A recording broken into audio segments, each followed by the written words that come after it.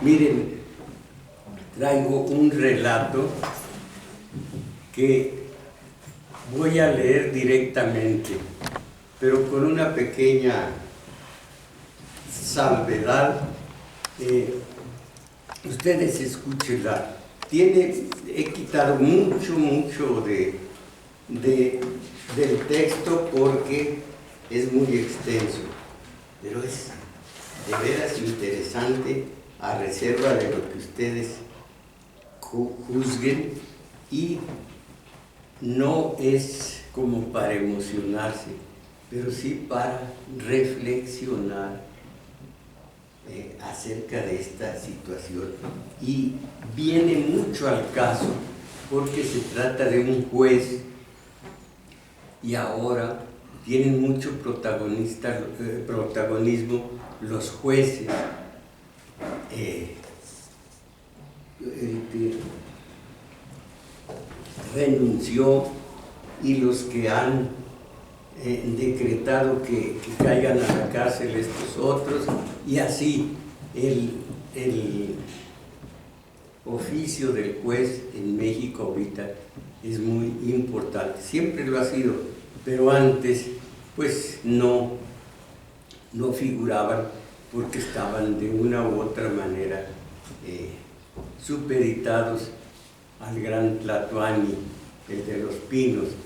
Aquí hay un juez y hay un asesino, y entre el juez y el asesino está la situación de pensarse, y eso es a lo que los invoco, a tratar de ver si es culpable o inocente este individuo. Si me oyen titubear es porque estoy brincando y a veces los párrafos no están muy claros para ver de dónde a dónde tengo que brincar, y cualquiera que brinca pues tiene peligro. Ante el estupor general, Han, el joven prestidigitador chino, durante una de sus actuaciones le seccionó la carótida a su mujer con uno de sus pesados cuchillos. La joven murió en el acto y Han fue arrestado. En el escenario del crimen se hallaban presentes el director del teatro, el ayudante chino de Han, el maestro de ceremonias y más de 300 espectadores. Estaba allí también un policía que había seguido la función, ubicado detrás del auditorio. Pese a la presencia de todos estos testigos, el que la muerte de la mujer fuera intencional o accidental permanecía para todos en el más absoluto misterio, intencional o accidental. El acto de Han era el siguiente: su mujer debía permanecer de pie contra una mampara de madera del tamaño aproximado de una puerta, y a una distancia de unas 4 yardas, Han debía arrojar sus largos cuchillos de manera tal que estos se clavaran en la mampara a 2 pulgadas de distancia del cuerpo de la mujer, dibujando su contorno. Cuando cada cuchillo abandonaba su mano, Han profería una exclamación como para dar más dramaticidad al acto. El juez, que entendía de la causa, interrogó en primer lugar al director del teatro. En su opinión, ¿era un acto muy difícil de ejecutar? No, su señoría, no para un prestidigitador experimentado. Bueno, ¿qué cree usted que haya sido? ¿Un error o un hecho intencional? No podría asegurárselo su señoría. El juez estaba intrigado. Tenía ante sí un evidente caso de homicidio, pero era prácticamente imposible afirmar si se trataba de un homicidio intencional o no. decidió interrogar al ayudante chino que trabajaba con Han desde hacía mucho tiempo. Juan, ¿cuál era el comportamiento habitual de Han?, preguntó. Ha sido siempre muy correcto, su señoría. No jugaba, ni bebía, ni corría detrás de las mujeres. Además, el año pasado se convirtió al cristianismo. ¿Y cuál era el comportamiento de su mujer? También muy correcto, su señoría. Como usted debe saber, la moral de los artistas ambulantes no siempre es intachable. La señora de Han era una hermosa mujercita y muchos hombres solían hacerle proposiciones, pero ella jamás prestó la menor atención a esa clase de cosas. ¿Y qué clase de temperamentos tenían? Siempre muy amables y gentiles, señor. Eran muy buenos con todos sus amigos y relaciones y nunca se peleaban con nadie. Pero los dos, que parecían tan amables y generosos en su trato con los demás, eran en cambio asombrosamente crueles entre ellos. ¿Por qué? No sé, su señoría. ¿Fue siempre así desde que usted los conoció? No, su señoría. Hace 2 años aproximadamente, la señora de Han estaba embarazada. El niño nació prematuramente y murió a los 3 días. Esto alteró las relaciones de matrimonio. Comenzaron a tener peleas terribles por las cosas más triviales y el rostro de Han solía volverse blanco como una sábana. Siempre terminaba volviéndose repentinamente silencioso. Jamás levantó su mano contra ella, ni nada por el estilo. Supongo que porque eso hubiera sido ir contra sus principios. Pero cuando uno lo miraba, su señoría, podía ver el odio terrible que brillaba en sus ojos. A veces resultaba pavoroso. Un día, viendo que las cosas andaban tan mal entre ellos, le pregunté por qué no se separaban. Me contestó que no tenía motivo para justificar el divorcio, aunque su amor por ella había muerto. Ella también, por supuesto, sentía lo que estaba sucediendo y había dejado también de amarlo. Muy bien, pero dígame una cosa.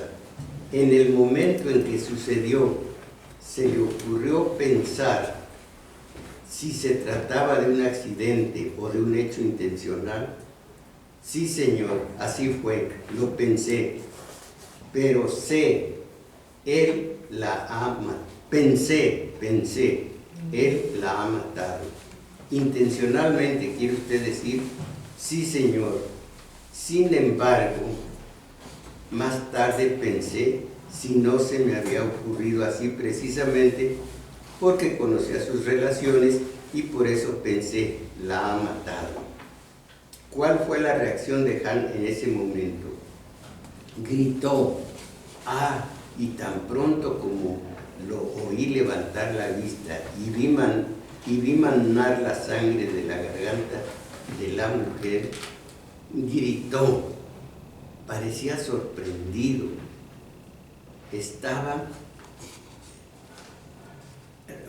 parecía sorprendido. El juez hizo llamar, muy bien, si tengo alguna otra pregunta, lo volveré a llamar. El juez despidió al ayudante chino e hizo comparecer a Han ante un estrado repleto. El rostro inteligente del prestidigitador estaba rígido y pálido y se podía ver que pasaba por un estado de postración nerviosa. Dígame, dijo el juez, ¿ha amado usted alguna vez a su esposa? Desde el día de nuestro casamiento hasta que nació el niño, le he amado con todo mi corazón. ¿Y por qué cambió las cosas al nacimiento del niño? porque sabía que no era mío. ¿Sabía usted quién era el otro hombre? Tenía una idea aproximada. Creo que era el primo de mi mujer. Le conocía a usted personalmente, era mi íntimo amigo.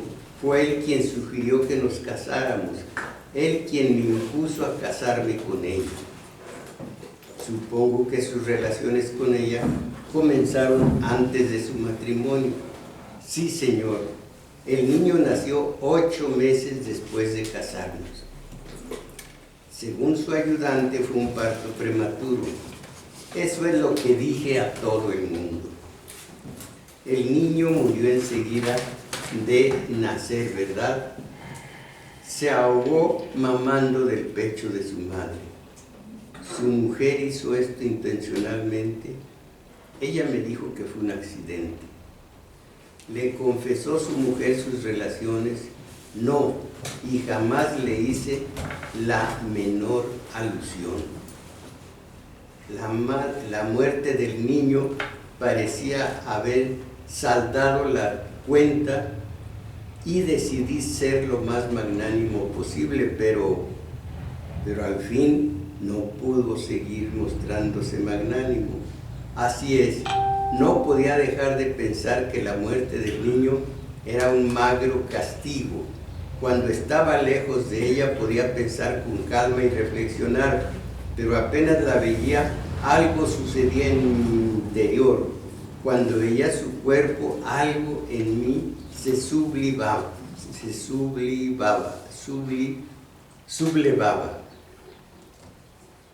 No le ocurrió divorciarse, lo pensé a menudo, pero jamás se lo mencioné. Ella solía decir que si yo la dejaba, no podía seguir viviendo. ¿Lo amaba? No me amaba. Entonces, ¿por qué decía esas cosas? Creo que se refería más bien a los medios de subsistencia. Su hermano mayor había arruinado su hogar y sabía que ningún hombre serio se casaría con una mujer que había sido la esposa de un artista ambulante. Además, sus pies eran demasiado pequeños para que pudiera hacer un trabajo normal. ¿Cuáles eran sus relaciones físicas con ella? Creo que iguales a las de la mayoría de las parejas.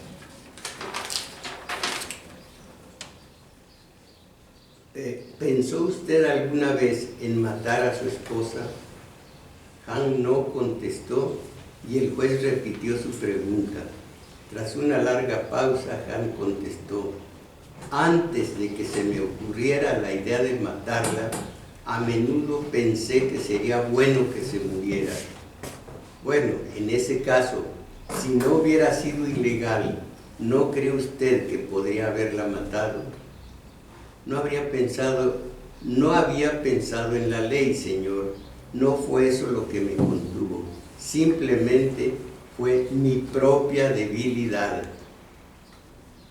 Sin embargo, usted pensó en matar a su mujer, ¿no es cierto? Es decir, más adelante.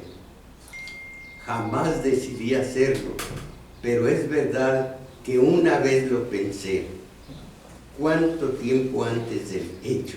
La noche anterior, o quizá esa misma mañana. ¿Habían estado discutiendo? Sí, señor. Dándome cuenta de que no podía hacer nada por lograrlo, me acosté, pero no pude dormir. Este triste y desesperado estado de cosas pareció estar relacionado con mi casamiento. Anhelaba desesperadamente hallar una grieta de luz para salir de la oscuridad, pero hasta ese deseo se había ido extinguiendo gradualmente. Y luego ese horrible pensamiento de matarla empezó a revolotear en mi cerebro. Si al menos se muriera, si por lo menos se muriera, si por lo menos se muriera, ¿por qué no lo mataba? ¿Por qué no debe ser la? ¿Por qué no la mataba? Las consecuencias prácticas de ese crimen ya no significaban nada para mí. Sin lugar a dudas iría a parar a la cárcel, pero la vida en la cárcel no podía ser peor, tenía que ser mejor que mi existencia actual. Y sin embargo, de alguna manera, tenía el presentimiento de que matándola no resolvería nada. En eso se había convertido mi vida, en sufrimiento. Mientras mi mente recorría esos senderos, casi olvidé que la causa de mis sufrimientos yacía a mi lado. Enteramente exhausto, yacía sin poder conciliar el sueño. Caí en un confuso estado de estupefacción y mientras mi mente torturada se entumecía, la idea de matarla se iba desvaneciendo lentamente. Luego se apoderó de mí el triste sentimiento de vacío que sucede a una pesadilla. Finalmente, cuando llegó la aurora, vi que mi mujer tampoco había dormido. Al día siguiente me sentía físicamente exhausto y tenía, por supuesto, los nervios destrozados. Era para mí una verdadera agonía permanecer quieto, y tan pronto me hube vestido, salí de la casa y me puse a vagar sin rumbo fijo por las partes más desiertas de la ciudad.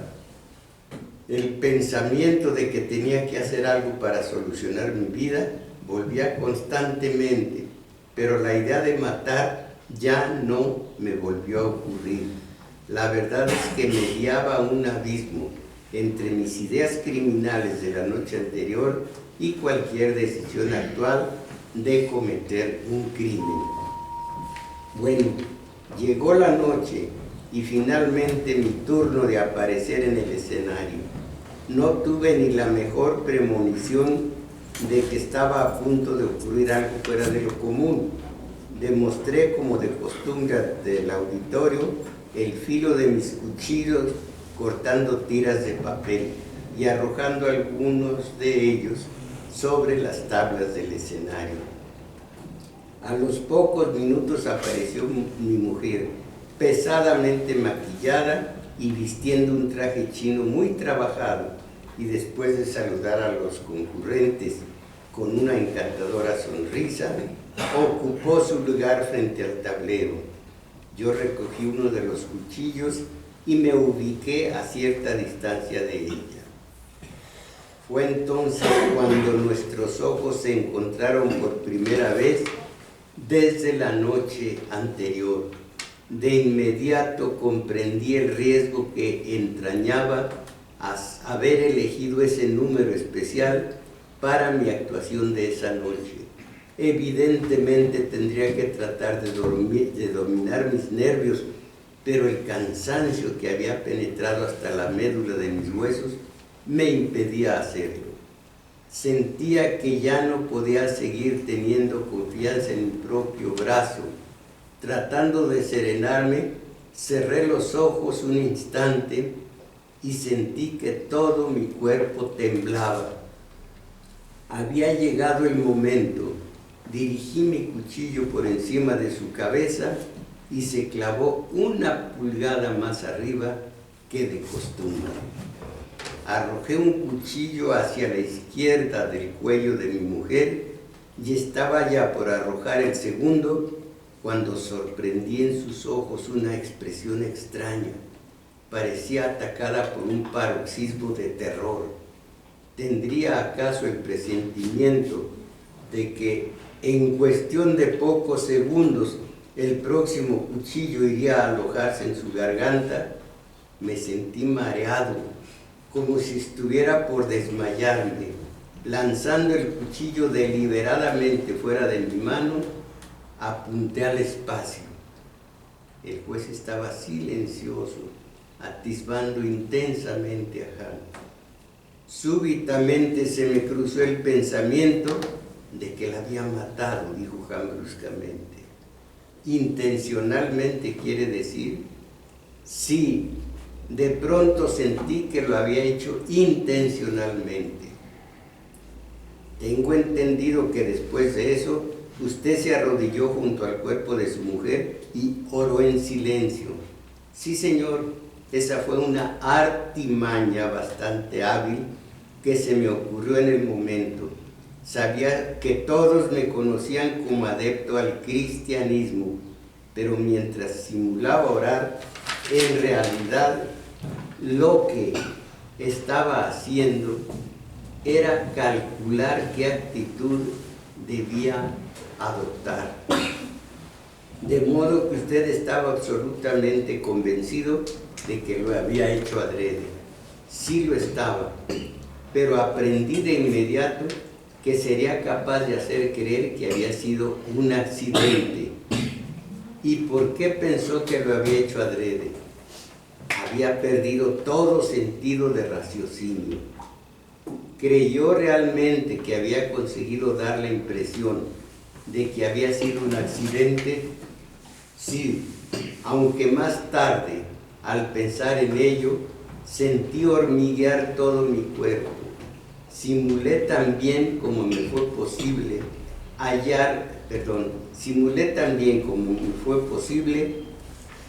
hallarme postrado por el dolor. Pero si junto a mí hubiera habido una sola persona dotada de un poco de inteligencia, habría comprendido inmediatamente que estaba representando. Bueno, esa noche decidí que no existía ninguna razón para que no me absolvieran. Me dije a mí mismo que no existía la más mínima prueba material en mi contra. Todos sabían lo mal que me llevaba con mi mujer, pero si yo persistía en decir que había sido un accidente, nadie podría, o más bien ante nadie podría probar lo contrario. Repasando mentalmente lo sucedido, comprendí que la muerte de mi mujer podía ser perfectamente explicada como un accidente. Y entonces una extraña pregunta comenzó a inquietarme. ¿Por qué yo mismo creía que no había sido un accidente?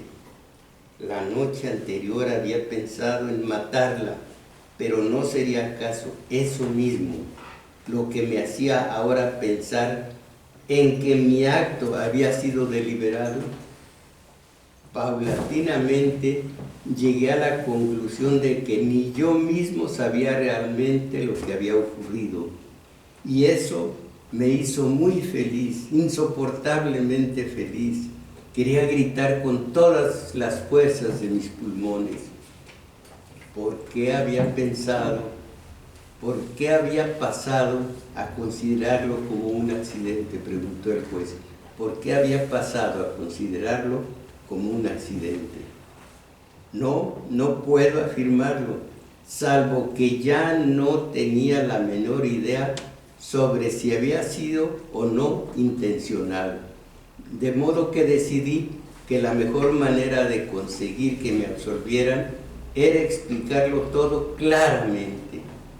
Antes que engañarme a mí mismo y engañar a todo el mundo diciendo que había sido un accidente, ¿por qué no ser completamente honesto y decir que no sabía lo que había ocurrido? No puedo declarar que fue un error, pero tampoco puedo admitir que fue intencional. En realidad no puedo declararme ni culpable ni inocente. Khan calló.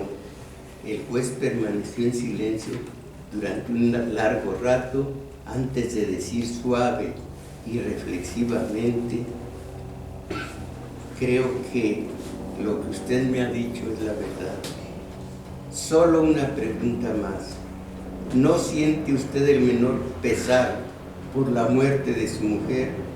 Ninguno en absoluto, aun cuando la odié tan amargamente en el pasado. Jamás pude imaginarme que llegaría a sentir tanta felicidad al hablar de su muerte. Muy bien, dijo el juez, espere afuera.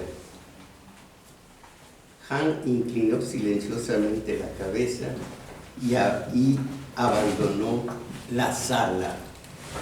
Y ahora viene un par de líneas en donde dice cuál fue el veredicto del juez. Y aquí es donde yo les digo a ustedes, el veredicto fue culpable o inocente. ¿Qué pueden pensar? Es más, para que no se pongan en evidencia quienes, estilo López, a mano alzada. Sí, estilo López Obrador, los que crean que es culpable, hagan favor. ¿Usted qué? ¿Nada más las medias? Bueno, no pensó nada más. Hay ya quienes dijeron culpable y alguien que pensó que era así. Bueno, inocente. Como dicen los abogados, es culposo. La mayoría dijo inocente. ¿Alguien puede decir por qué? ¿Alguien por qué culpable y alguien por qué inocente? No tiene. Deben tener, sí. Pues yo opino que culpable porque teniendo tanto resentimiento, ya la emoción le gana a la razón. Entonces, por más razón y técnica que hubiera tenido, la emoción prevalece a la razón. Muy bien, muy lógica su respuesta. Sí. Muy adecuado lo que menciona antes de mí, pero uno puede tener un deseo y tenerlo como tal, pero ya al momento de enfrentarlo puede estar rebasado por la emoción que no tenía calculada. Entonces a esto me baso en decir que es inocente.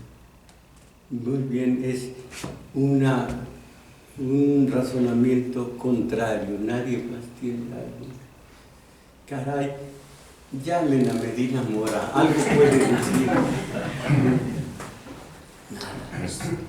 Sí. Como en la película esa de 12 hombres en pugna, todo aparenta que es culpable, pero después de hacer los análisis ya con más detalle, con más elementos, resulta que es inocente el que están juzgando. Yo también creo que es inocente porque pues sí puede tener deseos, ¿no? Yo creo que muchos hemos deseado que se muera alguien, tu papá, tu mamá o alguna persona. No, ya se murió. Pero bueno, de ahí a que pues realmente lo ejecutes hay mucha distancia y él cansado, con una noche de desvelo, de amargura, pues simplemente creo que falló y él mismo siente que no sabe qué pasó porque no lo tiene ni él mismo claro, ¿no? Entonces yo creo que es inocente. Yo tenía un análisis escrito y lo dejé en el coche porque me pareció muy débil. Y aquí, mientras me acosaban con preguntas de que si el fútbol y todo eso, escribí las cualidades de un buen juez. Escribí de este juez, haya sido culpable o inocente, un buen juez tiene intuición, aquí lo puso en práctica, psicología, muy importante, sopesar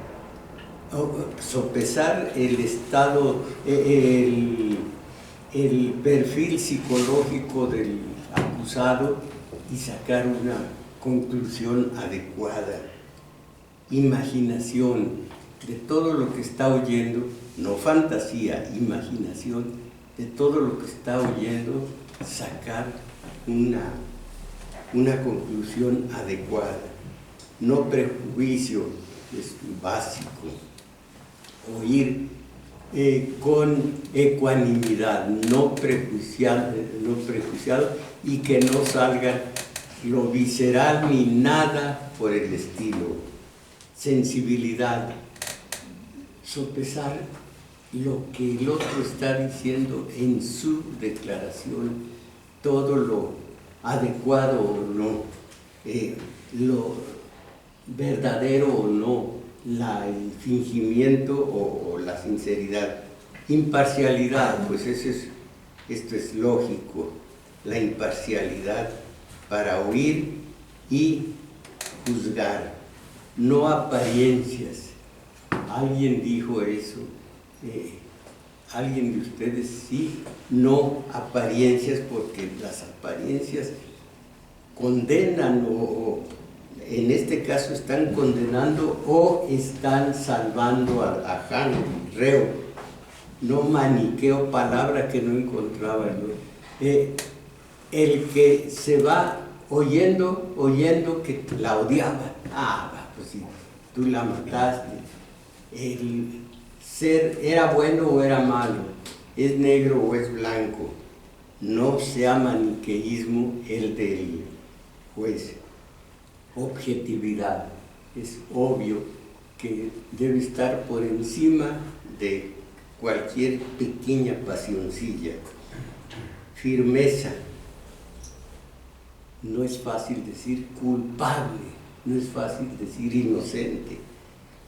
Humanismo en el sentido de que no ensañarse nada más por su propia forma de ser, por sus propias pasiones también. Y legalidad, es obvio también. Entonces, aquí va el par de líneas finales. Muy bien, dijo el juez, pueden esperar afuera. Han inclinó silenciosamente la cabeza y abandonó la sala. Extrañamente conmovido, el juez tomó su pluma. Al pie del papel que tenía sobre la mesa escribió inocente. La mayoría le atinó, no si me dinamorearon, la mayoría, inocente. Usted dijo culpable, ¿verdad? Yo diga, y no me muevo de ahí. Es que el juez era Medina Mora. Sí, ¿verdad? Entonces es curioso, yo también al final soy muy intuitivo, ya que vi el veredicto, dije, es inocente. Si hubiera visto que dijo culpable, pues sí. No, pero sí, este hombre fue sincero en lo absoluto. Dijo lo que cualquier reo o cualquier culpable hubiera omitido. Y él no, dijo, yo la odiaba, yo quería que se muriera. Todos dicen ser inocentes. Yo recuerdo esta anécdota italiana. Una autoridad fue a una cárcel, la visitó. Y usted, o tú, no sé cómo le llamaría, ¿por qué estás aquí? No sé, yo soy inocente. Y otro, yo soy inocente, no sé por qué me tienen encerrado. Y todos, y un tipo dijo, yo soy culpable. Échenmelo afuera, no vaya a contaminar a tanto inocente, échenmelo afuera. Más o menos esto ocurriría aquí. Ahora, dentro de 8 días posiblemente platicamos una vez más acerca del poema moderno, no presente moderno, el verso libre, para que más o menos no entendamos, pero sí gustemos más de este aparente sinsentido que es el poema. El poema de López Velarde, de César Vallejo y de Sabines, que es el que más escuchamos aquí en nuestro taller. Hay muchos, pero los buenos, casi todos son extranjeros, y las traducciones de poemas no les tengo ninguna fe, porque si fueran a la altura del arte, pues serían otro poema, no el traducido. En fin, eso ya después lo platicaré, pero alguien quiere leer, voy a hacer, de este poema de Sabines, voy a decir unos párrafos, de este, a ver, de cuál, de este, y luego un estudio sobre panorama de la poesía mexicana, de Yair Cortés Venegas, y hace un análisis extenso de la poesía mexicana. Créanme, lo digo en serio, y no dice nada importante, pero al final, y pone la foto de quien menos pudiera ser poeta, ya se murió, La Bastida. No se llama La Bastida, ¿cómo se llamaba este? Es el que les digo que viviendo en Pachuca, Hidalgo, se quejó cuando lo entrevistaron. A los que vivimos en provincia nos regatean los premios. Me golpea tanto esa frase como un cantante inmenso, porque es la desmesura absoluta. Qué poca vergüenza, quiere premios, como si fuera de Prepri, quiere premios. Bueno, pone como paradigma de poeta que no lo es. Comenzó con otros 4 en un grupo nació en el Fondo de Cultura Económica el grupo, yo estuve con ellos, que se llamó La Espiga Amotinada, y el fondo publicó los poemas de La Espiga Amotinada. No eran grandes poetas, nomás piensen en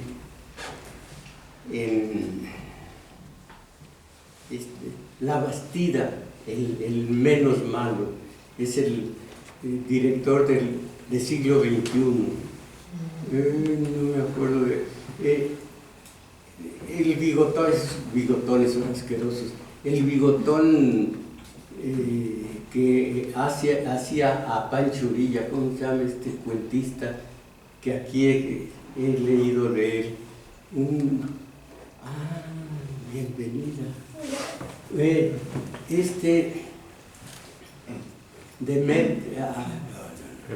Heraclio Cepeda, La Bastida,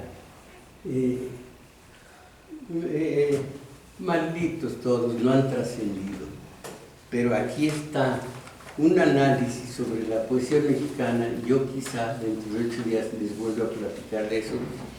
La foto de este chiapaneco que ya murió, y la muestra Máximo Serdio de Chiapas, 1964, escritor y periodista, sostiene la experiencia vital que testifica el camino andado. Máximo, así se llama, es chiapaneco como de grandes poetas como Jaime Sabines y Efraín Bartolomé. El tono de sus poemas tiene variaciones de diversos registros, condición necesaria en una poesía viva que busca su propia biología. En el poema de La Banca, en la que se sentó Jennifer López, dice: ¿quién quiere leer este poema? ¿Quiere leer usted? Pero no traigo mis lentes. Bueno, ¿quién? Si no, ¿cómo? Bueno, porque a mí no se me da el poema. Pues bueno, voy poco a poco. Dice: Es un poema y lo pone como muestra de que la poesía tiene mucha vitalidad. Lo pone Jair Cortés Venegas. Ya saben ustedes, nunca me han oído ni una altisonancia ni una escatología, pero ya que no hay nadie que quiera leerlo, lo voy a leer yo. Es un poema, dice: me mean los perros, todos los días soporto la lluvia, el aire, todos los días la gente se sienta sobre mí, se supone que es una banca, la gente se sienta sobre mí y yo no digo nada, para eso estamos, pero aquí, culeros, aquí, un 4 de junio, sobre mí se posó el mejor, ¿no?, del mundo, aquí en Texas. Les digo a las damas, a las demás bancas, se sentó Jennifer López y entre nos me echó un edito. Bueno, esta es la poesía que exalta Jair Cortés Venegas. ¿Qué les parece el final? Hasta le sintió alguna escatología a Jennifer López. Y las incongruencias y las paradojas y lo que no se entiende de poemas como Campanas de algodón, no era el que esperaba, el que iba a... Bueno, pues eso es lo de menos, porque no está, aquí está. Están sonando los cajones de los muertos, las grutas más espesas, las raíces más hondas, suenan oscuramente con racimos de plomo, con huesos, con anillos de oro sin amor, cruje la hoja vegetal y suena el agua uniforme. Todo es para que despierte, para que se levante el dormido, el muerto. Están sonando arriba el libre, el gozoso, el limpio. Está sonando el desesperado, está sonando la mosca en la red silenciosa y el pez en el ojo del agua, y en los ramales de la noche el paso interminable. Todo está sonando para que despierte, para que se levante el dormido, el muerto. Y a un lado hay otro poema. Este sigue, pero nada más ya es tarde. Es inútil, todo vuelve a nacer. Para la oscura boca que nos traga, para el amor y el odio, para el llanto, aquí estamos, sobrevivientes del día de ayer, con los ojos puestos a secar al sol y con el corazón extendido en la mano como una carta. A ti, Dios, acudo para rayarte la espalda terca y pegarte en la oreja hasta que vuelvas a verme, Padre mío justo. He caminado de rodillas todos estos días, dormido sobre brasas, y estoy débil como un hombre en su primer día de muerto. En esta gran aventura nuestra, mía, Dios mío, pierdo. Por subterráneos andamos, buscándonos, llamándonos, igual que dos amigos perdidos. Inextricable estás, madeja de sombra, raíz oscura, oscura, nido de sirenas, con ojos de 3 meses, te espero. Esto es el poema típico de Sabines y de Vallejo, un poco más claro, más terso, menos contradictorio en sus formas retóricas. Está López Velarde. Hoy como nunca me enamoras y me entristeces, Si queda en mí una lágrima, yo la excito a que lave nuestras dos lobregueces. Miren nomás qué conceptos. La lobreguez de un individuo. Hoy como nunca me enamoras y me entristeces. La contradicción, me enamoras o me entristeces. Si queda en mí una lágrima, yo le excito a que lave nuestras dos lobregueces. Hoy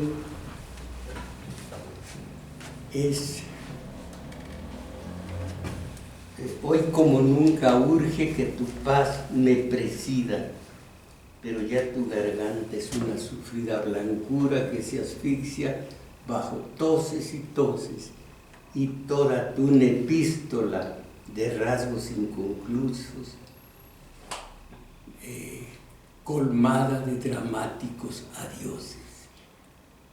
Bueno, hoy como nunca es venerable tu esencia y quebradizo el vaso de tu cuerpo, y solo puedes darme la exquisita agonía de un reloj, la exquisita dulzura de un reloj de agonías, cuyo tic-tac nos marca el minuto de hielo en que los pies que amamos han de pisar el hielo de la fúnebre barca. Y allí sigue, caramba, es una profundidad al hablar de la vida, del amor, de la muerte, del pecado, porque era ultracatólico este hombre. Decía, soy católico con el catolicismo de Pedro el Ermitaño, que fue el que con un grito que repetía, incitó a las cruzadas. Un grito, él era Pedro el Ermitaño. Solo esto gritaba, Dios lo quiere, y con eso levantó a Europa contra el Oriente, contra Saladino, no más que con él no pudieron, con él no han podido, al grado de que en una de estas cruzadas Trump tuvo que retirar de Siria sus fuerzas, y entonces entra Erdogan. Todo esto son las cruzadas, pero ya estoy, supongo que con ganas de comer algo, porque ya me está fallando todo lo demás. Bienvenida, se va a estar poco o mucho, o ya para siempre. Ya me voy hoy, un ratito. Solo vine a saludar. Qué lástima. Bueno, pues bienvenida y bienvenido. Pues, ¿qué otra cosa me queda? Bueno, pues muchas gracias, vámonos a comer.